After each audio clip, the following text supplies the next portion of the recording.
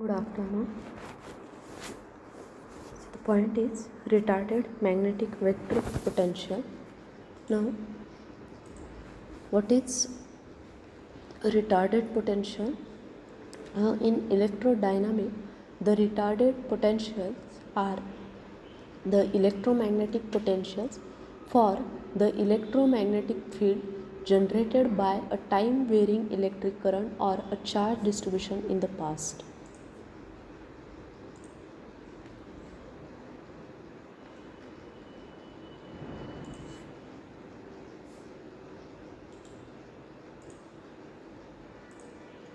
In electrodynamics, the retarded potentials are the electromagnetic potential for the electromagnetic field generated by a time varying electric current or a charge distribution in the past. So the field propagates at the speed of light, that is c. The delay of the field connecting cause and effect at earlier and later times, it is an important factor. So the signal takes a finite time to propagate from a point in the charge or the current distribution to another point in the space.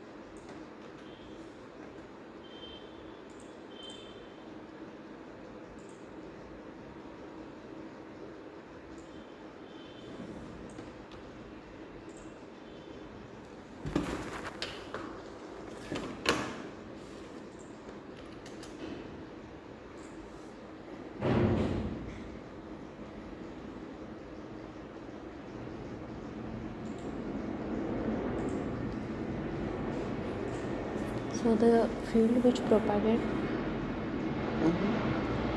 the starting point is a Maxwell's equation in the potential formulation. So E is equal to minus delta into V for static field. The application of the curl operation to each side and recognition of the curl of the gradient as being identically 0. So delta into E is 0. However, the point form of Faraday's law states that delta cross E is not generally 0.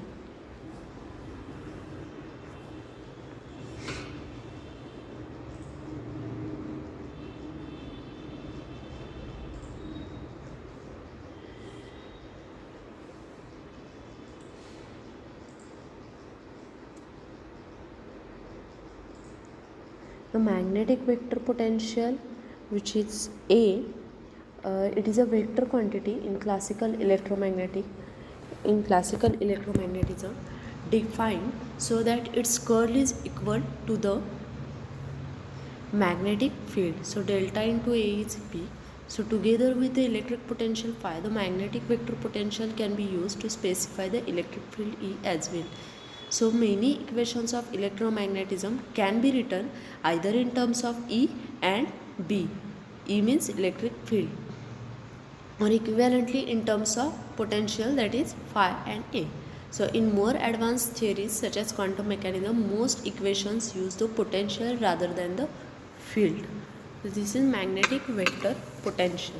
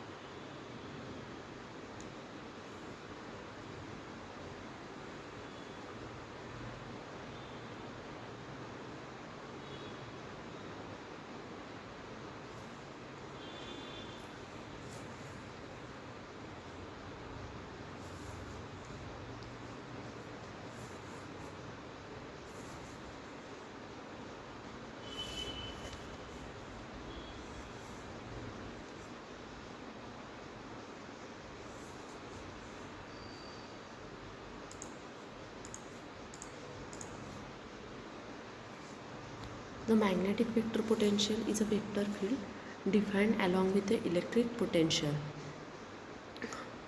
So the point form of Faraday's law states that delta cross E is not generally 0. So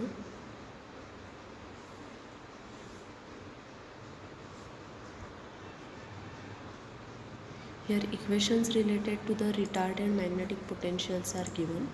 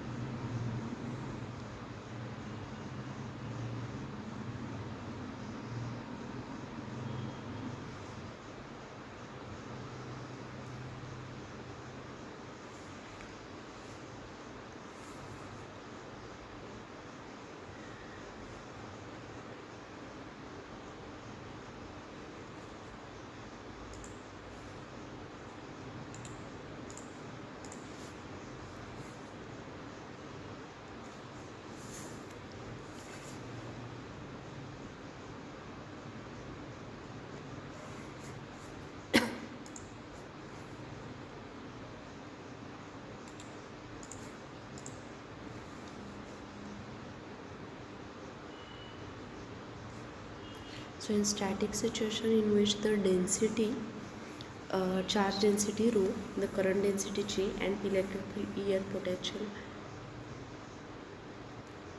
potential B, magnetic field B and potential A are all constant in the time. That is, they are the function of x, y and z, but not time.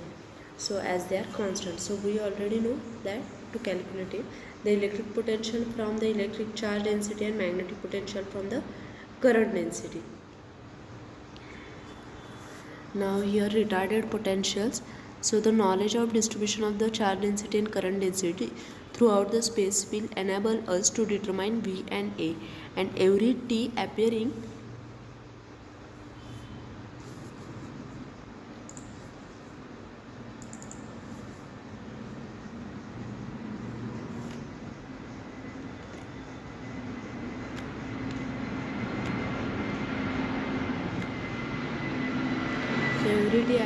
in rho v or mu has been replaced by a retarded time. So here time equation and the voltage equations are given.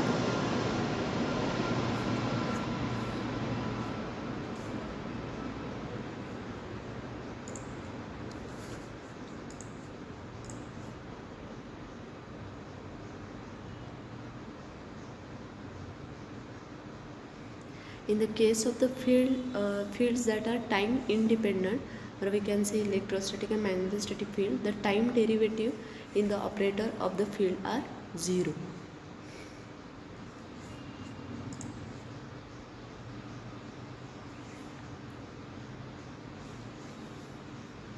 In magnetostatic, where there is no time varying charge distribution, in magnetostatic where there is no time varying charge distribution, only the first equation is needed. So if electric and magnetic fields are defined, the automatically satisfied two of the Maxwell's equation, that is Gauss's law of magnetism and Faraday's law. For example, if A is continuous and well defined, then it is guaranteed that not to result in the magnetic monopoles.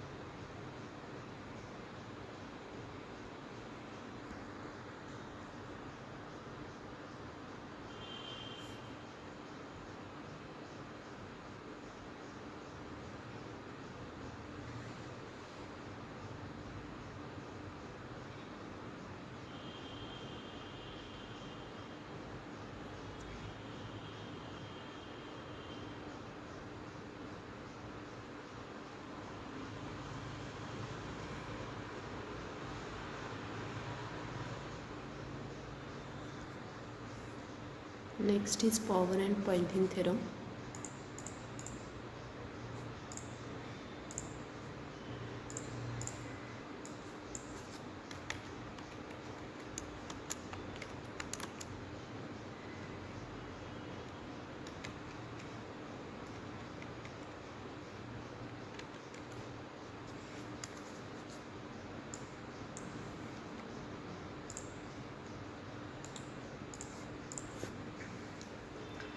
So, when electromagnetic wave travel in a space, it carries energy, and energy density is always associated with the electric field and magnetic field. When electromagnetic wave travel in a space, then it carries energy, and energy density is always associated with the electric field and magnetic field. The rate of change of rate of energy which is traveled through a per unit area, that is the amount of energy flowing through per unit area in the perpendicular direction to the incident energy per unit time is called Poynting vector. The rate of energy which is traveled through per unit area, that is the amount of energy which is flowing through the per unit area in the perpendicular direction to the incident energy per unit time is called Poynting vector.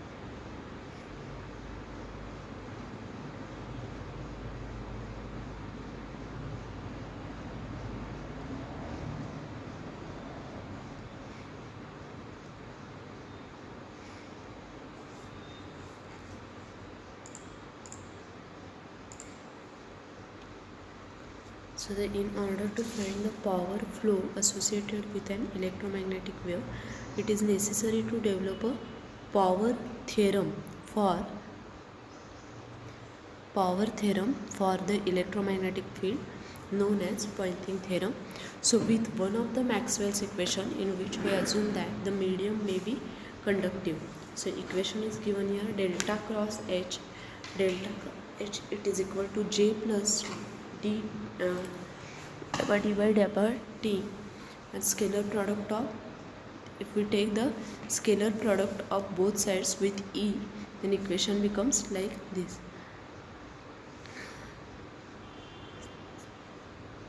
Now the vector quantity is given here and the curl of the given electric field is also given. So the direction of the Poynting vector is perpendicular to the plane containing E bar and H bar, and the Poynting vector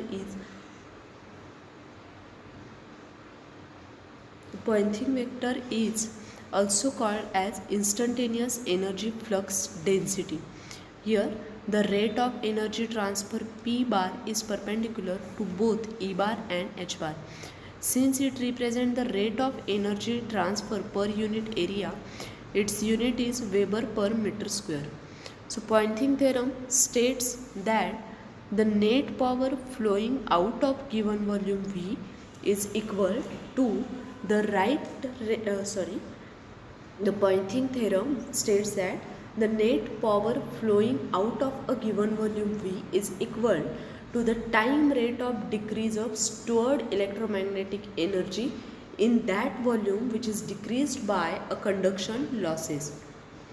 What Poynting theorem states that? It states that the net power flowing out of given volume V is equal to the time rate of decrease of stored electromagnetic energy in that volume decreased by the conduction losses. That is, we can say that the total power leaving the volume is equal to rate of decrease of stored electromagnetic energy minus ohmic power dissipated due to motion of charge. The total power leaving the volume is equal to rate of decrease of stored electromagnetic energy minus ohmic power dissipated due to motion of charge.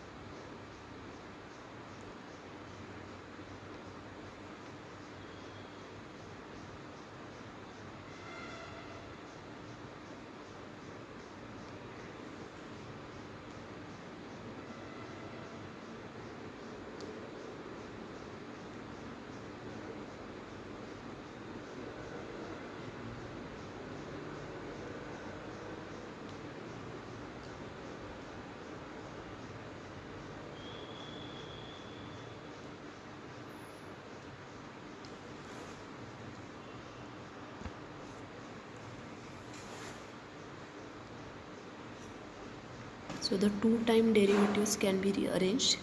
Here equation is given, and finally we have to integrate throughout the volume. So the total power leaving the volume is equal to the rate of decrease of stored EM energy minus ohmic power dissipated due to the arch motion.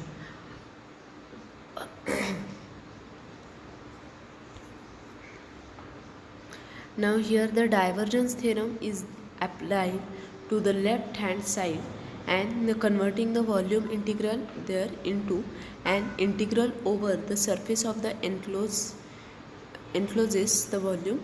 On the right hand side, the operation of the spatial integration and the time differentiation are interchanged.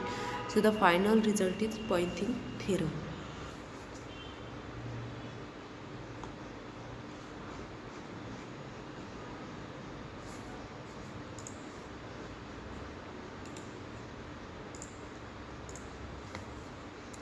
In electrodynamics, the Poynting theorem is the statement of conservation of the energy for the electromagnetic field in the form of partial differential equation.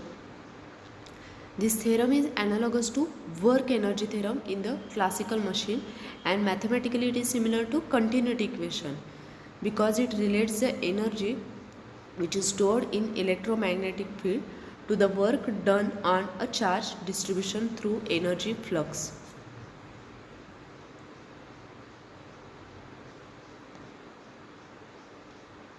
the rate of energy transfer, or we can say per unit volume, from a region of the space equals the rate of work done on a charge distribution plus the energy flux leaving that region.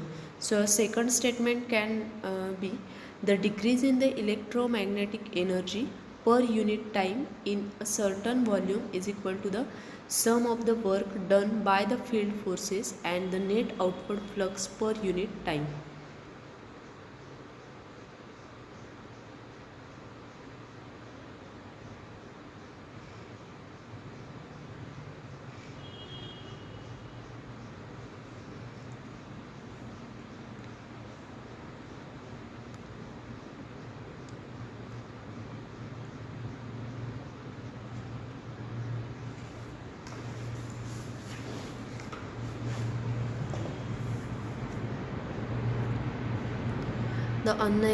On the right hand side, the first integral is the total but instantaneous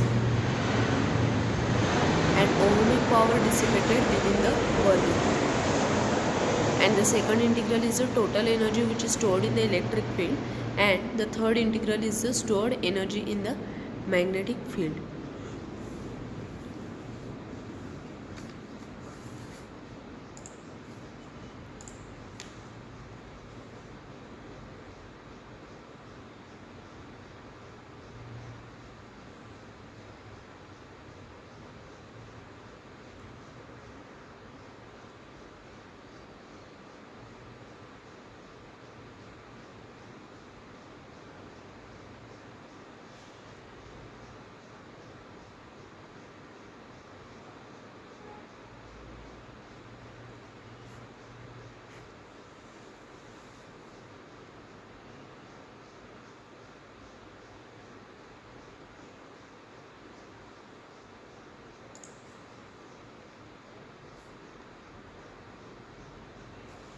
Since the time derivative are the taken of the second and third integral, those results give the time rate of increase.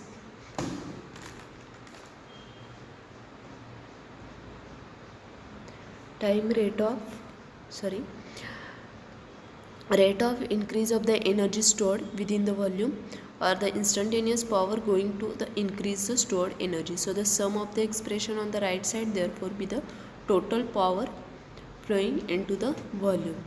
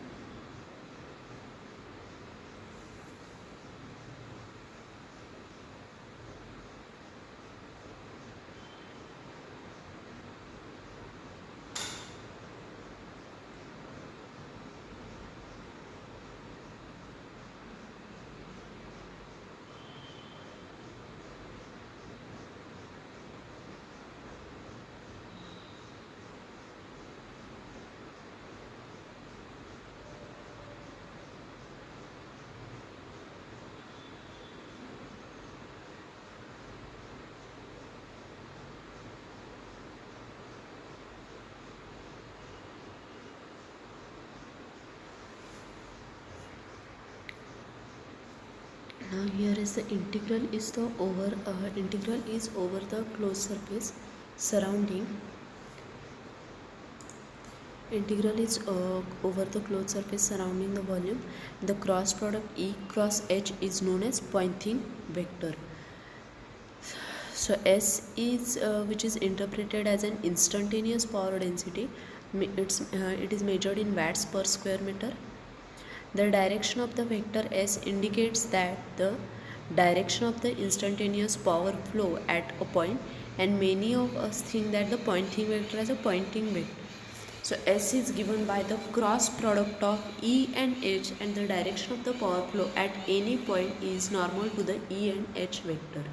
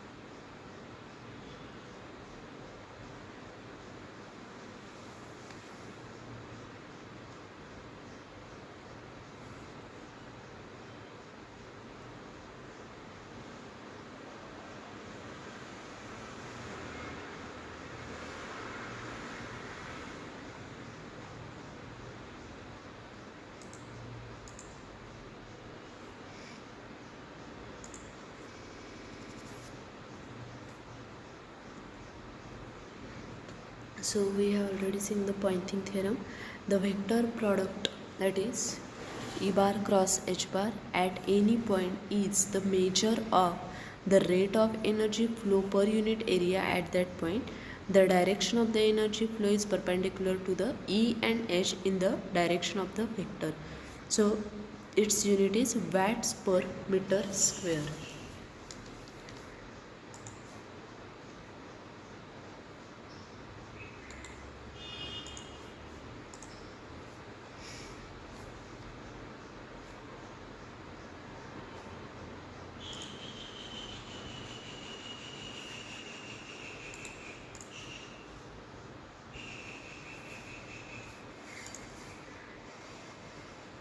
So the Poynting theorem means what? It is the nature of the statement of the conservation of energy for a configuration consisting of electric and magnetic field acting on charges. The Poynting theorem is in the nature of statement of conservation of energy for configuration consisting of electric and magnetic field acting on charges.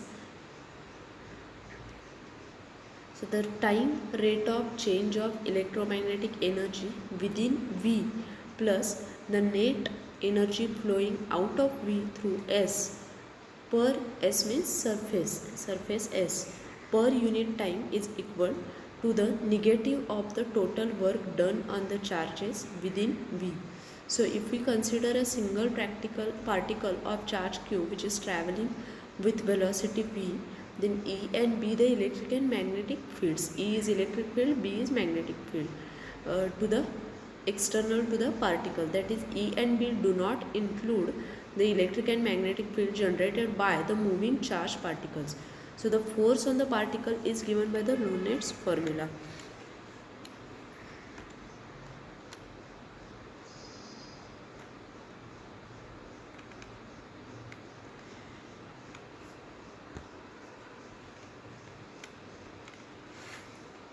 So the work done by electric and magnetic field on the charges within a volume must match the rate of decrease of the energy of the field within the volume and the net flow of the energy into the volume. So what does the net flow of energy into the volume correspond to physically? So there is one possibility is that it might correspond to the electromagnetic radiation. So the equation can be stated as a negative of the work done on the charges within a volume must be equal to the increase in the energy of the electric and magnetic field within the volume plus the net flow of energy out of the volume. And this is actually the problem with Poynting vector P, as it is independent of the charges involved. So it is the same whether there is one charge or 100 million charges, or for the matter 0 charges, and it can change with a time but only as a result of the changes in the electric and magnetic field. Usually any difference between the change in the energy and the work done is the energy of radiation, and this is what is universally presumed in the case of Poynting theorem. But the empirical evidence is that this cannot be so. If the Poynting vector corresponds to the radiation, then if permanent magnet was placed in the vicinity of the body charged with static electricity, then the combination should flow, and that is not the case. The Poynting vector is completely independent of the charges and their velocities in the volume being considered.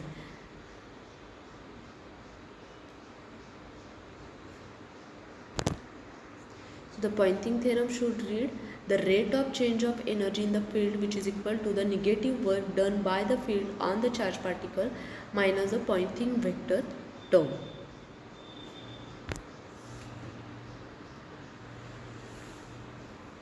So here is the equation for the Poynting theorem. The term 1 is the ingoing power flux over surfaces. Term 2 is the total dissipated power within the volume V at any instant due to the ohmic losses. Term 3 is the rate of decrease due to the total electromagnetic energy which is stored within the volume V. Then this diagram shows the Poynting theorem, that is interpretation of the Poynting theorem. Thank you.